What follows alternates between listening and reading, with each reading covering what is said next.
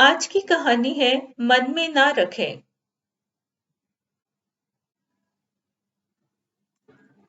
अविनाश अपने माँ पिता और तीनों बहनों का साथ रहता था। अविनाश बड़ा था तो उस पे पूरे परिवार की जिम्मेदारी थी। उसके माँ पिता की कोई पेंशन या आमदनी नहीं थी। अविनाश को हमेशा लगता था कि वो एक अच्छा सुखपूर्ण जिंदगी जिए। उसके घर में सुख सुविधा वाले सामान हो और सेविंग्स अच्छा हो। लेकिन बहनों की शादी और माता पिता की जिम्मेदारी निभाते निभाते न तो वो कुछ बचा पाता न ही कुछ नया अपने लिए ले पाता। घर में छोटी उम्र में ही जिम्मेदारी आने के कारण, घर का बड़ा होने के कारण अविनाश अपने मन की कोई भी बात किसी को नहीं बताता।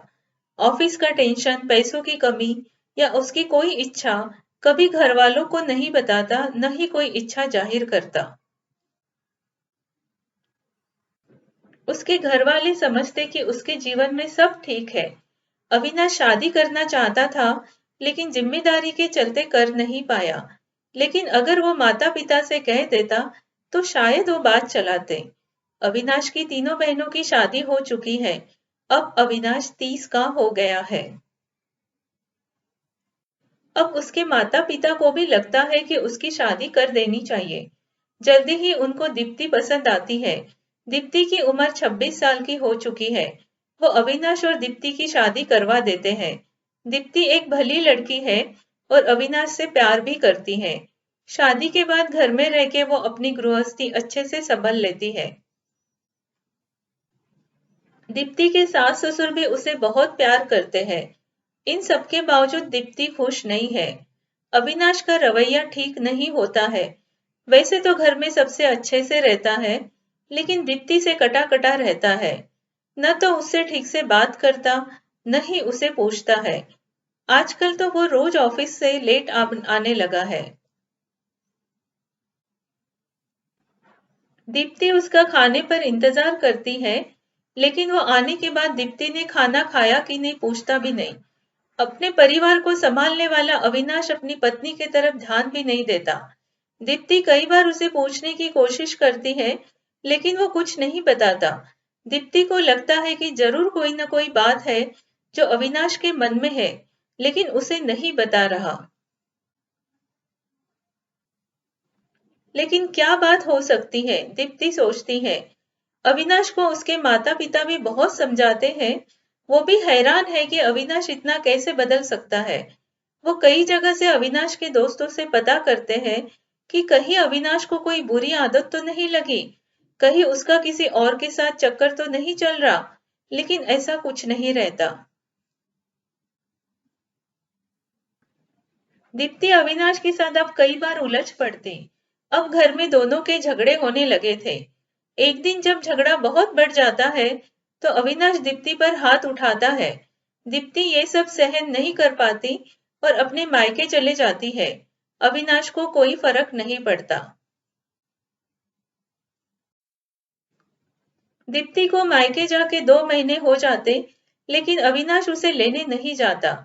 इधर अविनाश के माता पिता उसे बोलते हैं कि बहू को लेके आओ, अब हम बूढ़े हो गए हैं, तुम्हारा भरा पूरा परिवार देखना चाहते हैं, अपने पोते को देखना चाहते हैं। माँ पिता के दबाव में आकर अविनाश दीप्ति के घर जाता है और उसे किसी तरह मना के घर ले आता है।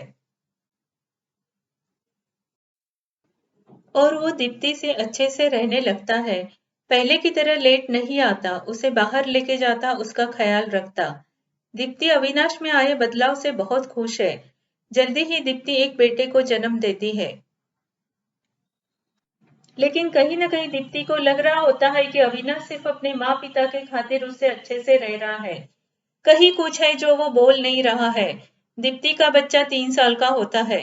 एक बार अविनाश ऑफिस के कामों से 2 दिन के लिए शहर के बाहर जाता है। दीप्ति सोचती है क्यों न घर की सफाई की जाए। अविनाश की अलमारी साफ कर रही होती है तो उसे एक डायरी मिलती है। वैसे तो किसी की डायरी नहीं पढ़नी चाहिए, लेकिन दीप्ति को लगता है कि शायद उसे उसके सवाल का जवाब मिल जाए। दीप्ति डायरी पढ़ती है और उसे जवाब मिल जाता है। अविनाश ने लिखा होता है कि बचपन से अच्छे जीवन के सपने देखते आया हूँ। जिम्मेदारी के कारण सपने पूरे नहीं हुए, लेकिन सोचा था पत्नी आएगी तो जॉब करेगी, दोनों के पैसों से मेरे सपने पूरे होंगे। लेकिन वो जॉब नहीं करती है। उसे समझना चाहिए न कि मेरे सैलरी से सिर्फ घर चल सकता है, सुख सुविधा नहीं आ सकती। मुझे कदम से कदम मिला के चलने वाली पत्नी चाहिए थी जो आर्थिक सहयोग करे। लेकिन मेरे माँ पिता ने दीप्ति को पसंद किया और मुझे शादी करनी पड़ी। और भी बहुत कुछ लिखा था। लेकिन दीप्ति को समझ आ गया था कि अविनाश अपने मन में क्या रख के जी रहा था। लेकिन उसे हैरानी इस बात की है कि इतनी छोटी सी बात अविनाश शादी के बाद ही कह देता तो न तो उनके झगड़े होते न ही वो मायके जाती। कम से कम अपने माँ पिता को तो कह देता। खैर दीप्ति ठान लेती है कि वो जॉब करेगी। वो रोज दोपहर में इंटरव्यू के लिए जाती है, लेकिन वो अविनाश से कुछ नहीं कहती। एक दो महीने लगातार कोशिश करने से दीप्ति को जॉब लग जाती है।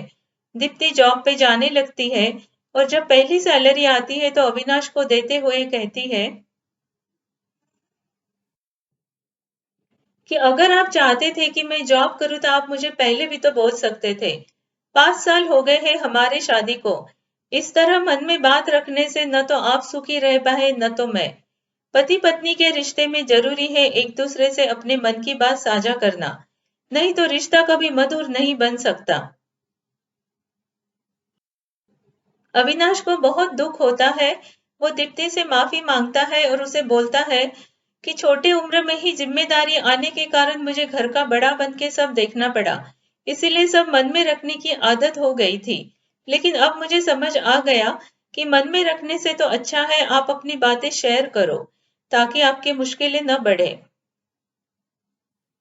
उसके बाद वो दीप्ति से बहुत प्यार से रहता है। दोनों नौकरी करते हैं और अविनाश के सपने भी धीरे धीरे पूरे होते हैं। साथ में दिए हुए पिक्चर आइकन को क्लिक करिए और डियर कहानी चैनल को सब्सक्राइब करिए।